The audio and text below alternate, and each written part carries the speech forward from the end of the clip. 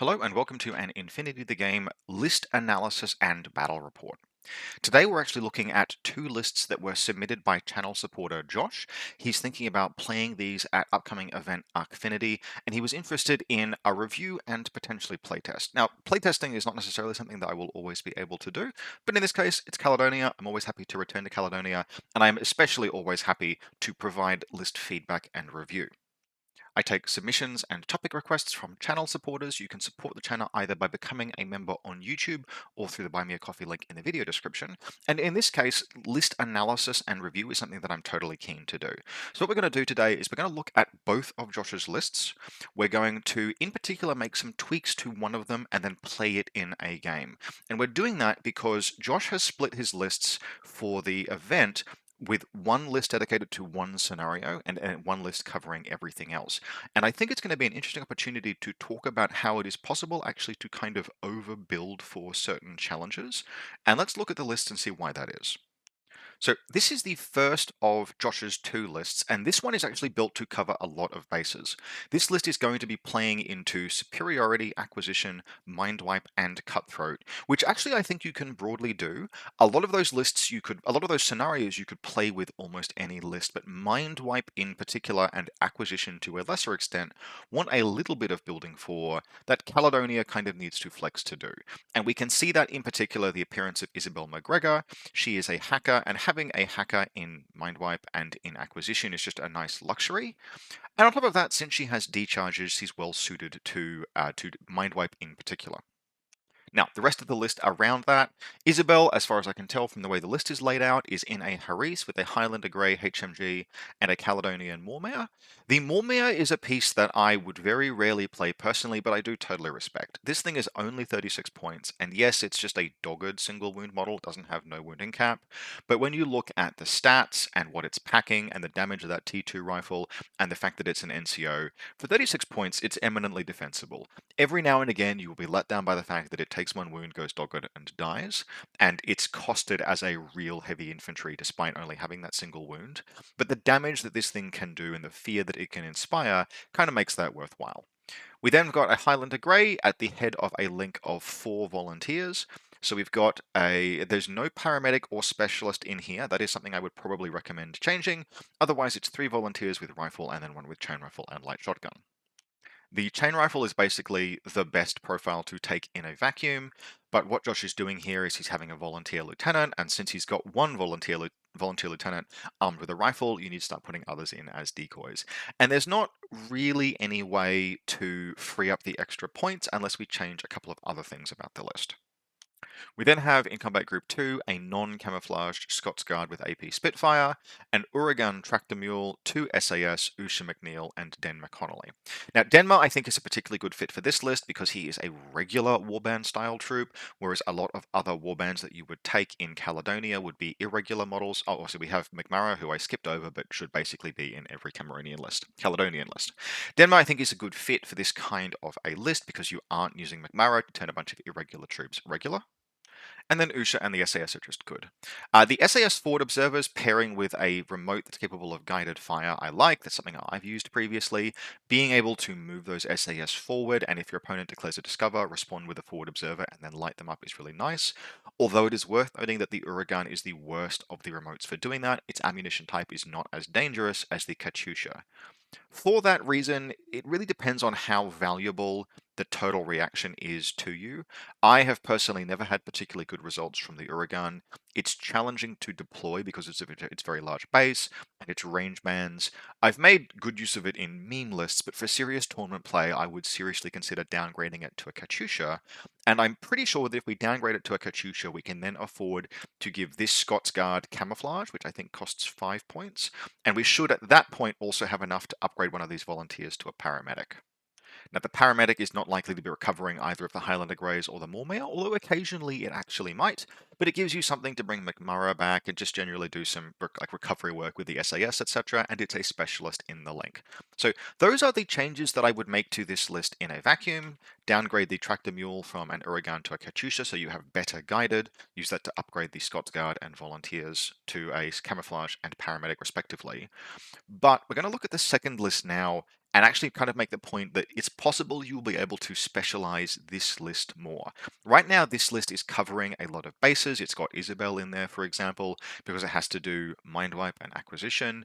You might be able to split your focus a little bit more, because the second list is built just to play into Frostbite, and I think it's kind of overbuilt for playing into Frostbite.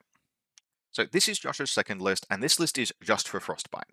Frostbite is a scenario that I think is very easy. It's very easy to lure yourself into building really, really heavily for the scenario when you don't need to.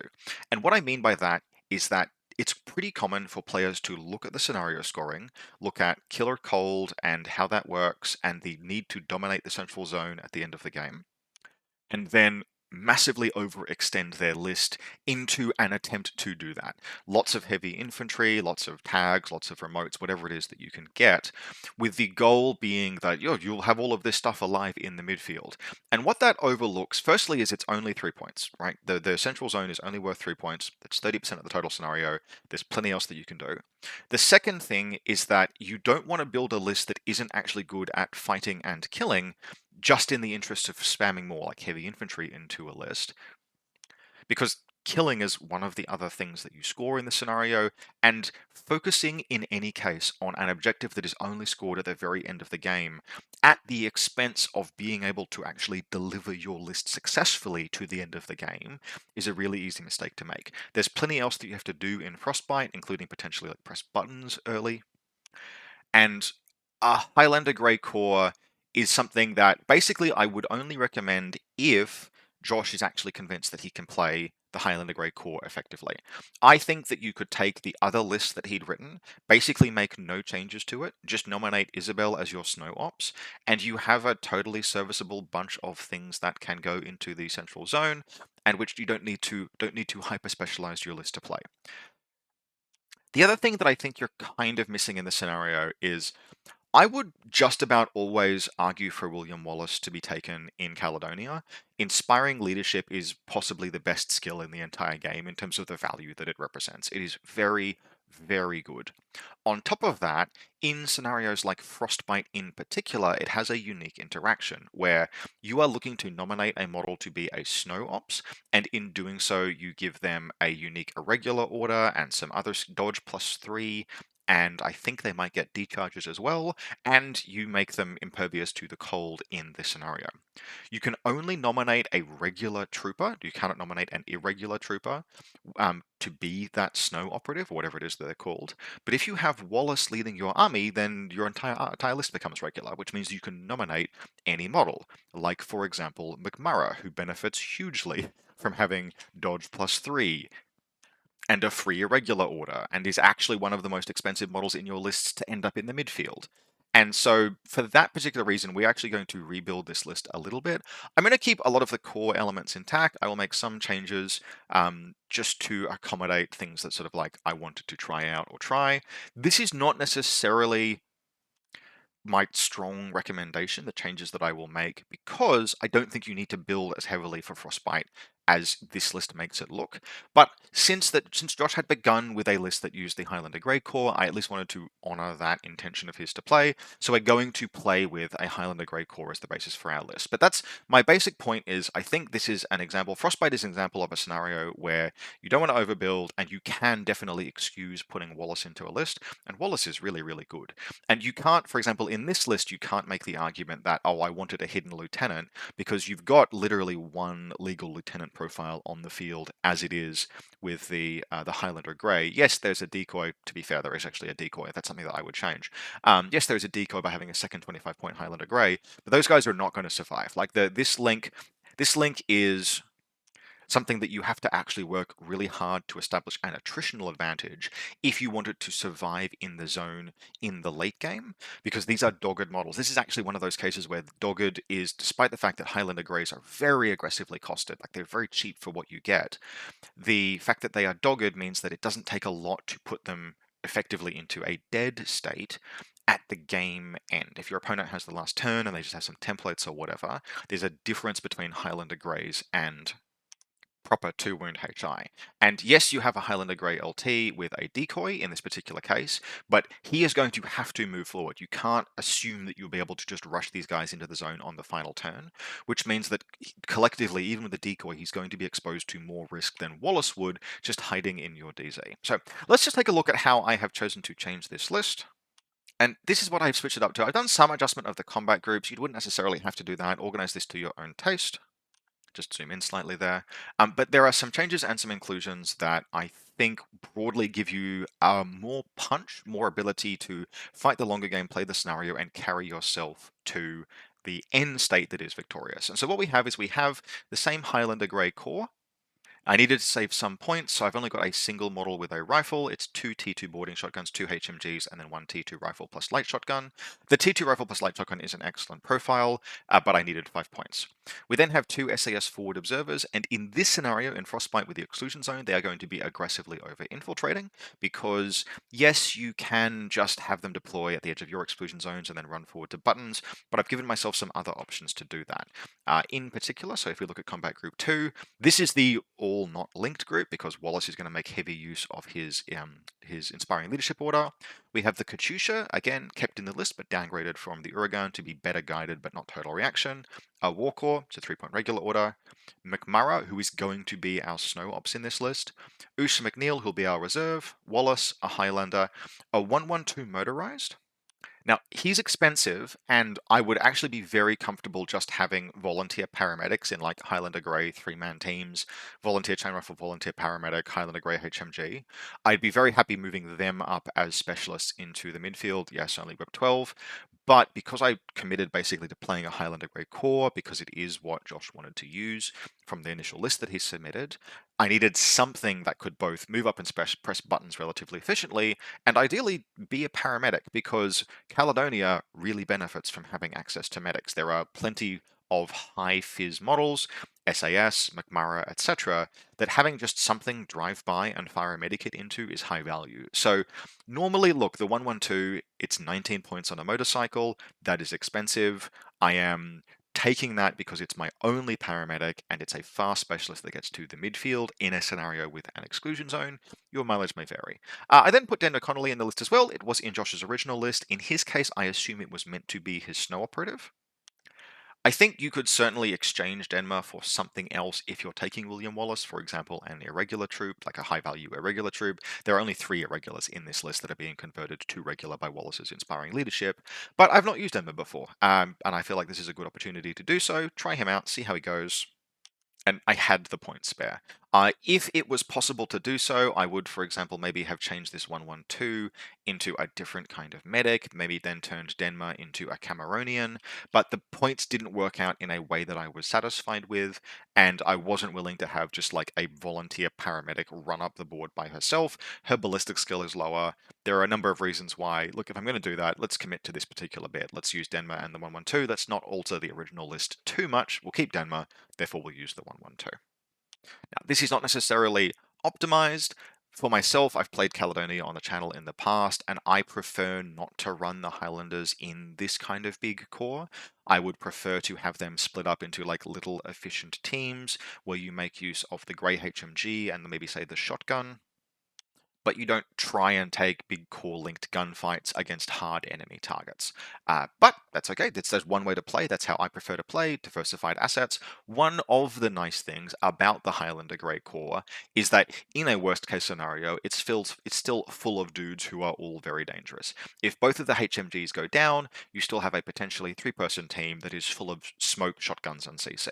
Like, that's totally fine. If you presented me a list that was trying to just run like these close assault elements and they had sufficient smoke and you were confident in there not being an MSV that would stop you, like this is a fine team. So all in all, I was looking forward to trying this. It was one of a couple of lists I have on my plate to attempt, and I had a chance to play it against a really cool Panoceania list in Frostbite.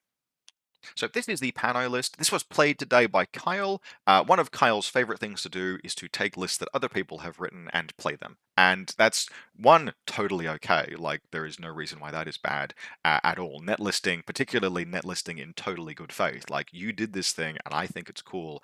I'm going to play it as well. I'm entirely here for that. And Kyle is very good at like honoring the intentions of the people who wrote lists. Like, he has a definite capacity to look at the list, more or less understand what it's attempting to do, put his own spin on playing it, and just go ahead and play like lists that people have posted that he thinks is cool.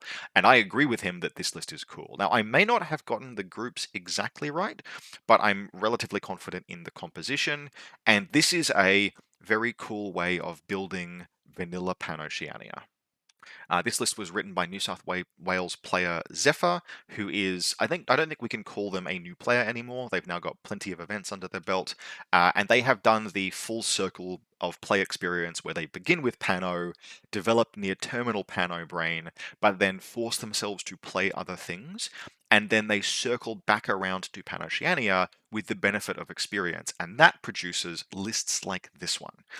This list is a cutter list. It is a cutter lieutenant list, and the cutter is really, it's one of only two significant guns in the list. The other is a Knight of Montesa Red Fury. But basically, this is a cutter LT list. If the cutter dies, you're going to lose the game, so don't let the cutter die. And if you are playing sufficiently well, if you understand like how to play this kind of a list, how to be disciplined with the tag, pull it back, make it safe each turn, you can absolutely keep the cutter alive turn on turn, and its offensive firepower is so good that it is perishingly unlikely that you will suffer a Panoceanian catastrophic failure moment where your gun dies. And so, having established that we have a cutter and the cutter is not going to die because that would be intolerable, so we will keep it safe and we will shoot everything that has its head up at the end of each turn, the rest of the list is therefore shockingly competent close assault and defense. So we have pieces, the rest of the list is dedicated almost entirely to, I don't know, we better be able to do the mission a little bit, but also we are going to keep the cutter safe and then close assault everything that has its head down because of the cutter. So in the vein of keeping the cutter safe, we have a Helot militiaman, we have a regular mine layer, we have multiple Fugazis, who in this case are on picket duty, the way that Kyle played it, because there is a machinist with two Palbots. And then in terms of like mixed offense-defense, the Beast Hunter, this is the Pano Beast Hunter with the double heavy flamethrower, well worth 17 points. Motorized Bounty Hunter for just rapid, cheap offense. An Auxilia for defense. I love this, a Teutonic Knight Specialist. So, hey, it's an impetuous, fast specialist. Excellent. They can get up the board, press buttons, fight, kill, stab. Like, it's just well-rounded, and it's an extremely good fit for what the list is trying to do. The aforementioned Knight of Montesa, Fugazi Drone Bot, Lang Kai, more close assault. So if we look at the close assault that we've got the Beast Hunter, the Motorized Bounty Hunter, the Teuton, the Knight of Montesa, potentially, and Lang Kai. That is a ton of close assault elements, two Fugazis, and then a regular hacking device. The regular I would classify as a like high utility piece. There is a lot that it can do, but at minimum it is being a hacker that your three repeaters in the deployment zone can operate through, just as a bit more deployment zone insulation against some like heavy mechanized things that would penetrate a DZ. So I really like this list. The groups may be wrong. They are my best attempt to be accurate. There is no fat here. It is a wonderful mix of ability to do the scenario, ability to shoot things, and then ability to go in after everything that has its head down because the cutter is shooting everything that stands up. So, as mentioned, we are playing Frostbite. Kyle has won the role for first turn, has elected to deploy second on the left side of the table over here. I am fine with that because I have some plans to be very, very aggressive with skirmishers.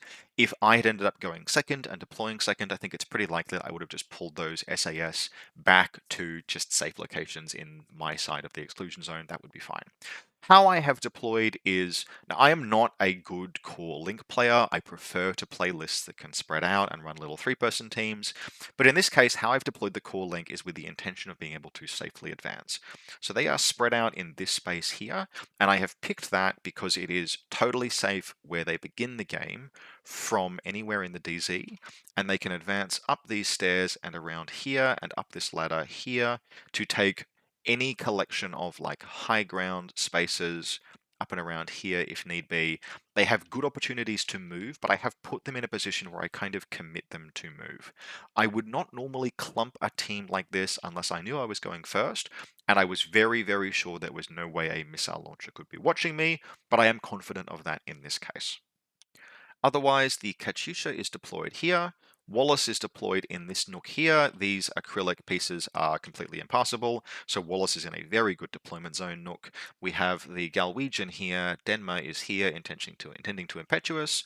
McMurray is on this rooftop. This is a little exposed, but he's deployed adjacent to the big core link on the grounds that if anything watches him, I can quickly engage it with the big core link. And like Burst 5 BS16 is a good gun.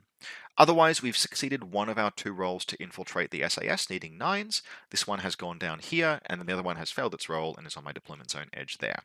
Usha will be my reserve, which we'll get to her in a second. Now, for Kyle's defense, I think he set up a like a 90% really good defense.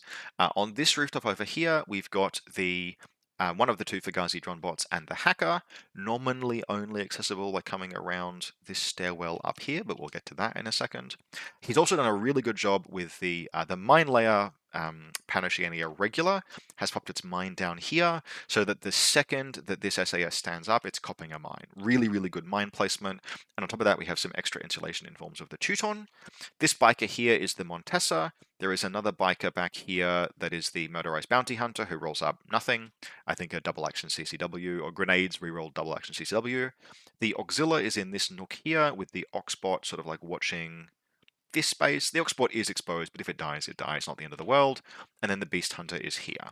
The Machinist is back here with his Oxbot spread out so that Kyle has flexibility in his reserve being the Cutter.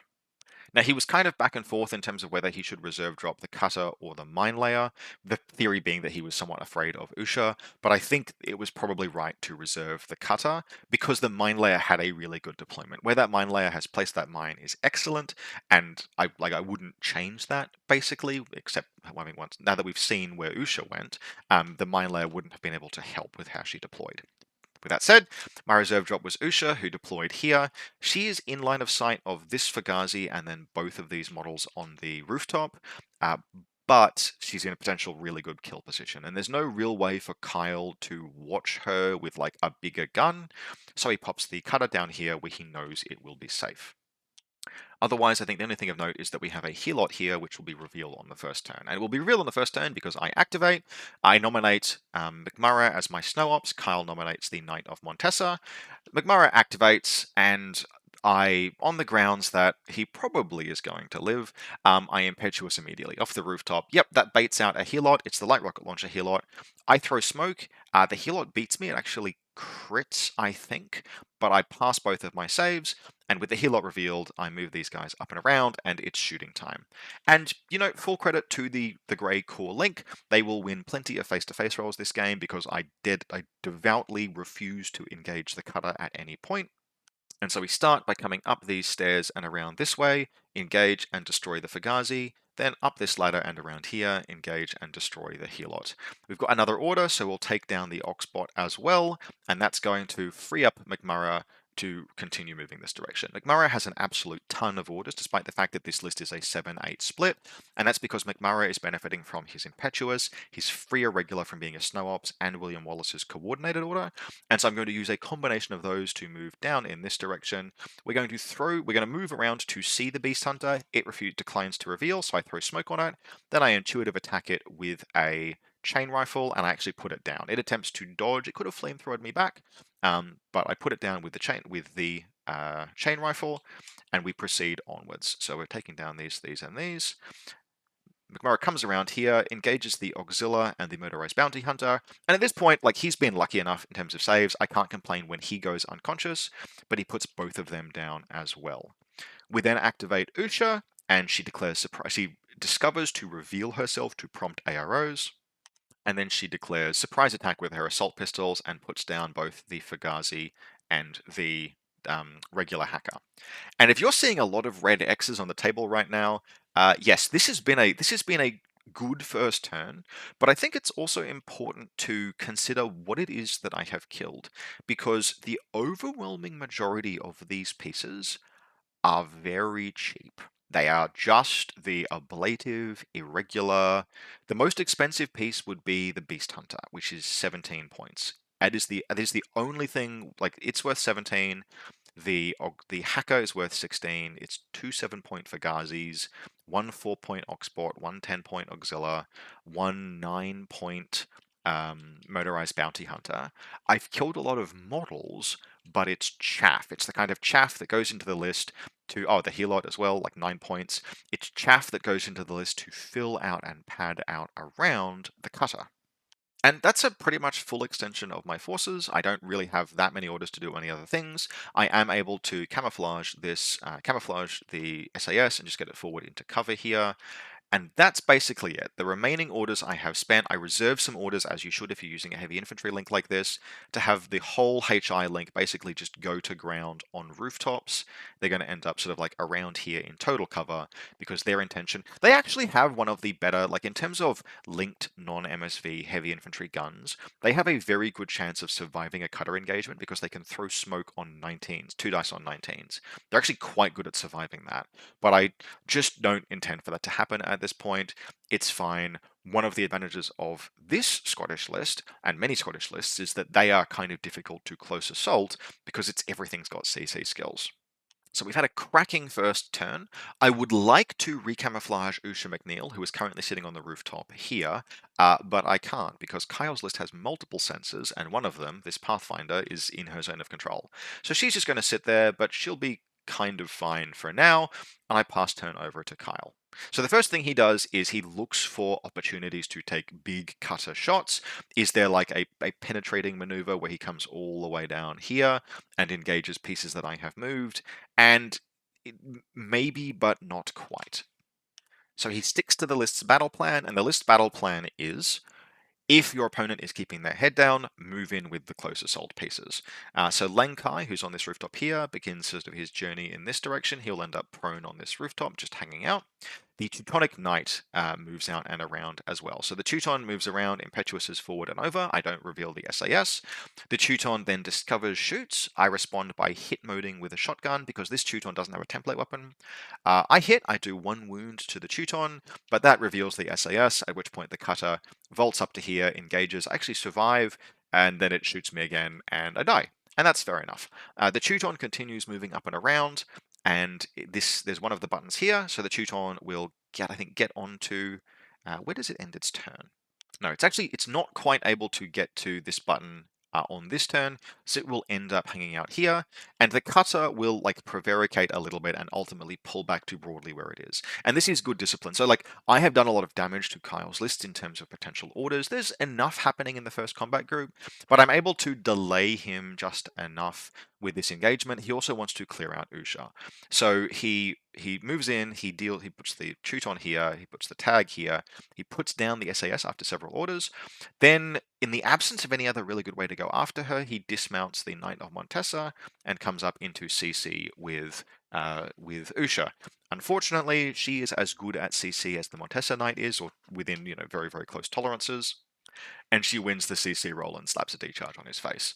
That's pretty rough. That Montesa is a shame to lose for Kyle, but I had done enough damage in this part of the board that there were not many things that could go in after her. You would almost be willing to do things like use the spec fire on the grenades if the regular was still alive and in a safer location. But because Kyle's deployment zone like just cut off here, I don't think he saw this in deployment, but there was just space for me to put a Silhouette 2 model prone on this building using infiltration, which she succeeded. That's the thing that will happen occasionally. You will just misread the DZ, and it was grim for Kyle that he did in this case. Still, he's 1 for 2, he puts down the SAS, and with the orders that he has remaining, he basically has some choices, and he makes the correct one, which is to pull the cutter back, up and over, and get it back into camouflage. The loss condition for this list is if the tag dies. If all else fails, because of how many points the cutter is, if all else fails, Kyle does have the option of just trying to shoot me a bunch and jumping it into the zone at the end of the game for potentially some points. So my round 2 begins. There's a slight error in the photo here. I rewinded but didn't put some right models back ahead of the photograph. But what happens early in the turn is that the Galwegian moves around its previously impetuous forward. It moves around to here, and Liang Kai dodges into CC. That's okay. So the Galwegian will be here, Liang Kai will be here. And I am sort of looking for potential to begin recovery and push forward in the scenario. I have a lead, and I will maintain that lead if I just don't ever fight the cutter, and I trim back the other pieces. So there are a couple of significant efforts that happen this turn. The first one is I did actually have enough orders last turn to attempt to press one of these buttons with the 112, but it failed. So we're going to do that this turn. But the first thing we're going to do is we're just going to clear certain paths. Almost everything in this part of the table of Kyle's, except for this Pathfinder, is dead or down. But we do need to clear off some of the stuff that is over here, and ideally do it without ever engaging the cutter. So the grey core link is going to move up and around here. They're actually going to a couple of them will line up in this space here, and then they will jump onto this rooftop. And by jumping onto this rooftop, I'm able to get a couple of things to happen. The first is that the T2 shotgun is going to just straight up fire at close range into the CC that Liang Kai is in. I will be 3 dice on 13s. This is a +9, -9 fight. And I will actually take Liang Kai down without injuring the Galwegian. If the Galwegian had died, that would have been a sacrifice I was willing to make, but we get a kill there. We then move the motorized not motorized banner, the 112 then moves around this way, presses this button, actually succeeds this time. I think it takes him 3 button presses eventually over the course of 2 turns, but he presses this button, turns on this heater, and then he keeps moving up and around here, and he recovers McMurray. It just drives into base contact and then backwards into this building, and McMurray is back up. Excellent. Takes a lot of orders to do that. Not necessarily worthwhile, but well worth doing, particularly given McMurray is my snow ops. I then move Usha down and around here. Around this way, there's actually a successful dodge. He has to take out a Palbot on the ground floor, and in response to that, this Pathfinder successfully dodges in this direction, and she moves around further to see it, just staying prone. She fires 5 dice on 11s, the Palbot fires back 1 dice on 8s, but my luck can't hold the entire game, and Usha gets crit. So that's a shame, but not the end of the world. I'm able to move around with the Highlander Grace, cost a little bit more in the way of orders, and I actually get, with like the second last order from the Highlander Grace, I get a back shot into the Pathfinder. It's out of cover. I hit it 4 times with damage 16 shots, its armor 0, and it passes every single save. And the odds of that are 0.16%, but the little bastard lives and guts back into total cover, which is very depressing. I will say. I was sad, but you will get unlucky at certain points during a game. I had a wonderful first turn. It isn't going to continue forever. I exercise the same discipline that Kyle does with his tag as I do with my link, and everything goes back to ground on this rooftop. In these positions here on this rooftop. The only thing that we leave out is we leave 1 T2 boarding shotgun here just to watch this objective. And actually that was foolish and is based on a misunderstanding of the scenario that we both kind of played. So Kyle rolls into his second turn, and the Teutonic Knight over here moves up and around and successfully presses this beacon, which turns on this console, or this heating element. At this point is where the mistake materializes. We both forgot that you can't activate a console your opponent's activated. In this scenario, you can only ever turn on 3 heating units, which means that there is a bit of an incentive to rush pressing the buttons if you think that you can. Instead, what happens, so at this point, there is no way for Kyle to press this console in the center of the table because I've pressed it with the 112. But neither of us knows that. What that means Kyle should probably have done is move the Teuton Knight up and around here, and then in this direction, or actually it would have been around here in this direction, to attempt to engage and destroy this heating element. It was only protected by a standing war core back here, and of course Wallace. And if he could get a bead on and kill Wallace, that would potentially have been very worthwhile, but it would have been quite a lot of orders, and the T2 shotgun was watching this line here. Now the Teuton Knight, I think at that range, probably 16 inches to move through this space, has a good chance of making it through there with some dodges. He'd have had to have gotten past Denmark as well, but that's definitely doable. Instead, and this was based on a mistake, which I would reciprocate, he moved up and around and pressed this button, getting killed by the T2 boarding shotgun in the process. I had to dodge the T2 boarding shotgun out. He moved to engage it with a cutter. This is where the double 19s on smoke came into play. I actually didn't win the face-to-face roll, but I only went dogged, and he did not have enough orders left to finish me off. So it's just the Teuton comes in, presses the button, gets killed by the T2 boarding shotguns, and then the dogged Highlander Grey goes down. This has left Kyle's cutter in the open here, but it's in cover and I'm not entirely willing to engage it. Now, I'm a dumb and I forgot to take a photo of the last turn, but what happens is that my wonderful bad luck continues to materialize. Because I think that Kyle has 2 buttons pressed, and my appraisal is that I am probably okay in terms of dominating the zone, even with 1 Highlander Grey down, I resolve to kill this heater. And so I do that. Firstly, I move McMurray out and around. He's totally unopposed. He berserks into contact with the CC, with the heating unit. Now, it's still a face-to-face roll against the heater's automatic defense system. McMurray is CC 23, so I need to roll a 5 or better on a d20. Let's go, succeed the first time, and I do 2 damage. Need to do 3 to destroy it, so I swing again, and McMurray gets paralyzed by the automatic defense unit. That's fine, that's okay, I've got some orders left. Den McConnelly comes around to here, throws smoke, comes around to here, throws smoke, actually engages and destroys the damn Pathfinder, and then runs around into close combat with the CC, and his CC 23, and he gets paralyzed. So I've had 2 elite close combat specialists run into base contact with a heating unit and be like, oh, there's some exposed wires here, which was very, very funny and very stupid.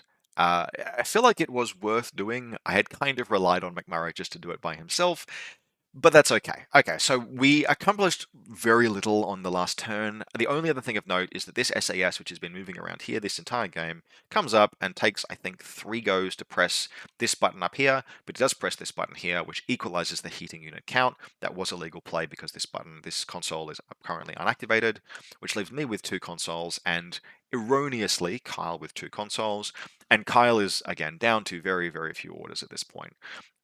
He resolves to we puzzle out the play, and the math is actually very difficult, but we have to bust out the metaphorical calculator, and we confirm that if Kyle can get the cutter and one of his unconscious Fugazis into the central zone, he will have just enough points to dominate it.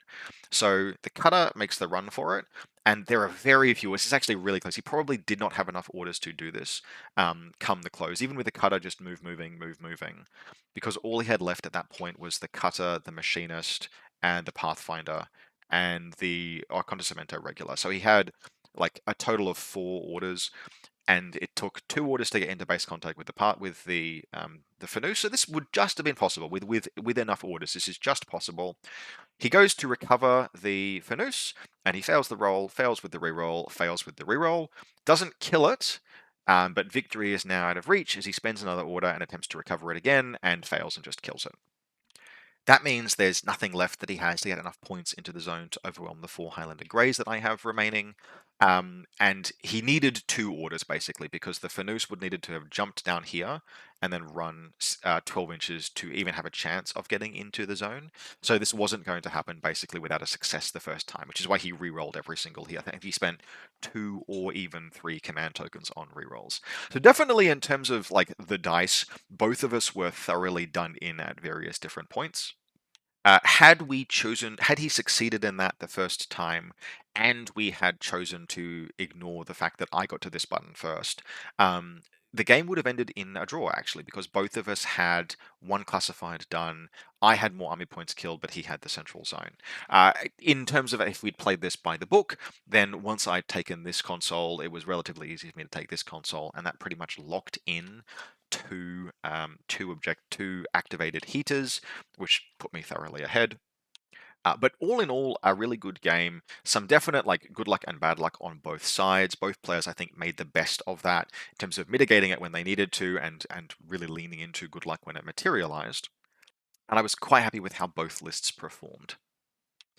To go back to how would I actually build for Frostbite with Caledonia, from scratch, I think my advice remains the Highlander Grey Core did totally serviceably. And Josh, if you want to play a Grey Core, I think the list that you've got is fine, or this list would work well as well. I really like being able to give McMurrough an extra irregular order, and just William Wallace is really, really good.